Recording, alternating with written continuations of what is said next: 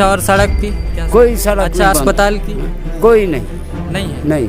यहाँ 75 वर्षों में लाइट नहीं लग पाई, इसका क्या कारण? जी सर, ये सही बात है। अच्छा, आप तो यहाँ पे जन्म से ही है, तो ये बताइए कि आपके गांव में जनप्रतिनिधि, मंत्री, अधिकारी कब कब आए हैं? कभी नहीं आया।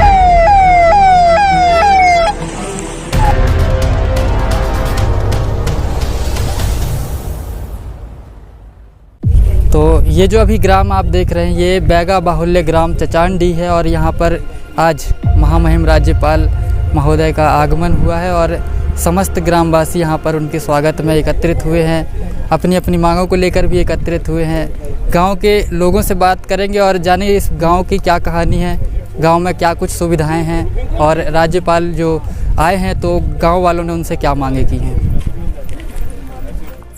चचांडी गांव, आज राज्यपाल जी यहाँ पर आए हैं, तो इस गांव की क्या कहानी है, थोड़ा आप बताएं। इस गांव की कहानी पीने के लिए पानी व चलने के लिए रास्ता और खाद्यान्न के लिए सोसाइटी जाना पड़ता है बोदा। अगर गाड़ी से जाएं तो 45 किलोमीटर घूम के जाना पड़ता है। सबसे पहले तो एक चीज़ जानना चाहूँगा, जैसे आज यहाँ पर राज्यपाल जी आए हैं, तो इससे पहले गांव में जनप्रतिनिधियों का कब कब आगमन हुआ है? कोई बड़े नेता, जनप्रतिनिधि, मंत्री, विधायक? सर, इससे पहले तो कोई अधिकारी ना कोई बड़े मंत्री यहाँ नहीं आके देखते हैं। क्यों नहीं आए हैं? अब पता नहीं सर, ये हम तो नहीं जान सकते क्यों नहीं आते हैं। जब राज्यपाल का आगमन हुआ है तो पूरे विभाग के अधिकारी यहाँ आए हैं। और अच्छा, एक बहुत चर्चित समस्या, यहाँ 75 वर्षों में लाइट नहीं लग पाई, इसका क्या कारण? जी सर, ये सही बात है कि ये बहुत सारे ऐसे बैगा बस्ती हैं जो आज भी अंधेरे में रहते हैं, उनके बच्चे भी दीपक जला के पढ़ाई करते हैं।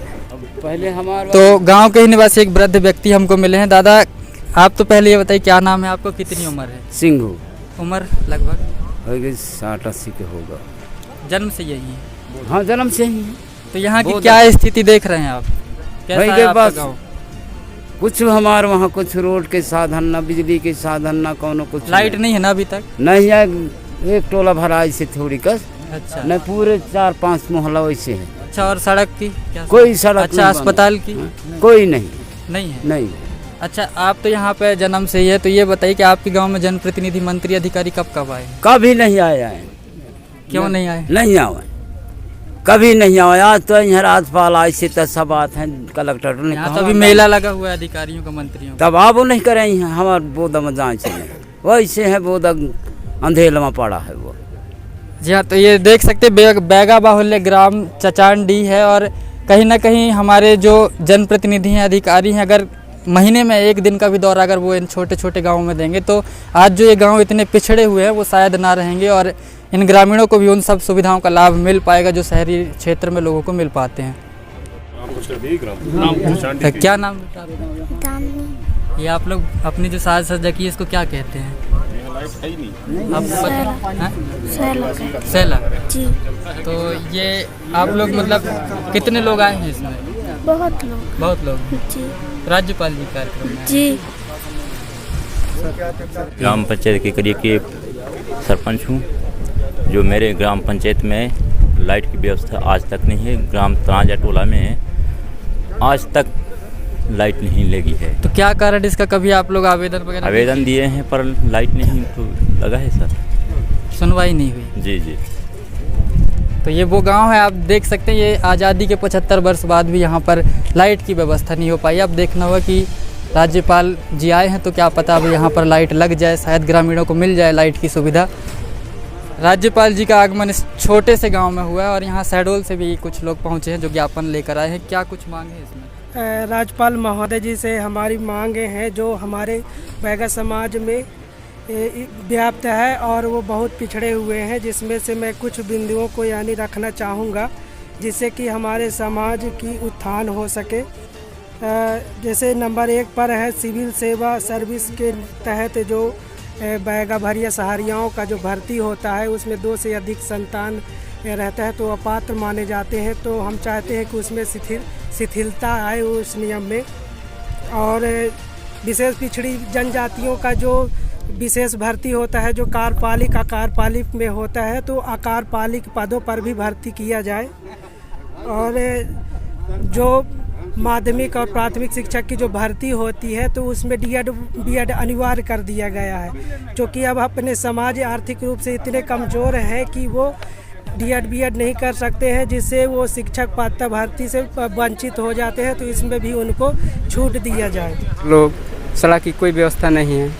जैसा कि ये बैगा बाहुल्य क्षेत्र, तो उनके विकास में कुछ काम यहाँ चल रहे हैं? सर, अभी राज्यपाल महोदय के आने से 3-4 दिन पहले जो काम यहीं एक मोहल्ले में दिखाया गया है, इसके अलावा दूसरे मोहल्ले में जाया जाए, देखा जाए तो कोई विकास नहीं हुआ है, बहुत सारी सुविधाएं नहीं हैं। राज्यपाल जी के आगमन के बाद क्या गांव की स्थिति सुधरेगी, क्या लगता है आपको? अब राज्यपाल महोदय से यही आग्रह करना चाहते हैं हम कि हमारे जो जितने पिछड़े जनजाति बैगा आदिवासी आते हैं उनके विकासों को प्रगति प्रदान करेंगे, यही उम्मीद रखूँगा मैं। क्या नाम है आपका? देव सिंह बैगा। जी, एक बहुत बड़ी बात सामने आई। देखिए, छोटा सा गांव है, आज राज्यपाल जी आए हैं तो यहाँ पर आपको एक से एक अधिकारी, मंत्री आपको सब देखने को मिलेंगे। जैसे ग्रामीणों से अभी बात की, उन्होंने बताया कि यहाँ पर इससे पहले तो कोई नहीं आते थे, तो इस पर आप लोग क्यों नहीं आवाज़ उठाते? आप लोगों को करना चाहिए कि अपने इस तरह से जनप्रतिनिधि आप लोग भी वोट देते हैं, आप लोग भी उनको जिताते हैं, तो क्यों नहीं आते आपके? सर, हम अपने बैगा समाज क्षेत्र में लगभग 2-3 साल से कार्य कर रहे हैं और लगभग जो भी समस्या आता है हम हर कार्यालय में पहुँचाते हैं, पर हो गए उस पर कोई विशेष ध्यान नहीं दिया जाता है। तो हम महामहिम महोदय जी से चाहेंगे कि हम उनको ज्ञापन दे दिए हैं और उस पर विचार करें और जो भी हमारी मांगे हैं इससे काफ़ी हद तक उसमें सुधार आएगा। क्या नाम है आपका? मेरा शुभ नाम हेमराज सिंह वालरे, ग्राम पंचायत खजूरवार। अच्छा, आज आप लोग यहाँ पर राज्यपाल जी आए हैं तो उनके ही आप इसमें पहुँचे हैं? जी जी जी। तो राज्यपाल जी आए हैं, उनसे क्या कुछ चाह रहे हैं आप लोग? हमारी जो मांगे हैं, जैसा कि आदिवासी जैसे वेशभूषा के साथ हमारे महिलाएं जो उपस्थित हैं, ऐसे ही हमारे आदिवासी कल्चर को जीवित रखने के लिए हमारी संस्कृति और हमारी परंपराएं जो आज से 75 वर्ष पहले भी रहे और आज भी वही कल्चर है, तो हमें राज्यपाल महोदय से चाह रहे हैं कि हमारे कल्चर को बचाने के प्रयास में रहें। अभी आप हमने सुने कि हम भी आदिवासी हैं, है नहीं? तो वैसे ही हमारे आदिवासियों की विषय और विचारधारा जो भी है उसी प्रकार से बनाए रखे। मैं पुष्पराजगढ़ ब्लॉक वार्ड क्रमांक 24 सुशीलापति हेमराज जनपद सदस्य के नाते जो मेरे ग्राम पंचायत 4 ग्राम पंचायत हैं, खजूरवार, बिलासपुर, पुरंगा, परसवा, तो वहाँ की जो समस्याएं हैं उन पर भी अंकुश लगाएं। हम राज्यपाल महोदय को चाह रहे थे कि कुछ मांगेंगे ऐसे करके, तो हम मीडिया के सामने कह रहे हैं। जब भी मेरे पास ये प्रस्ताव आया है राज्यपाल महोदय जी के नाम से, तो इन सारी चीज़ों को मैं हमारे जो जनपद अध्यक्ष हैं इनको मैं इन ज्ञापनों को मैं दे दूंगा, तो उन्हीं के माध्यम से हमारी मांगे जो है तो पूरी होना चाहिए। और हमारी और भी मांगे हैं, जो मेन रोड हमारे 2 ठे गाँव ग्राम पंचायत खजूरवार में हैं, ये बगनी भांवर से नवाटोला, ऐसे हमारे कीचड़ में धंसे हुए हमारे ही लोग हैं, तो हमें परेशान कर रहे हैं कि।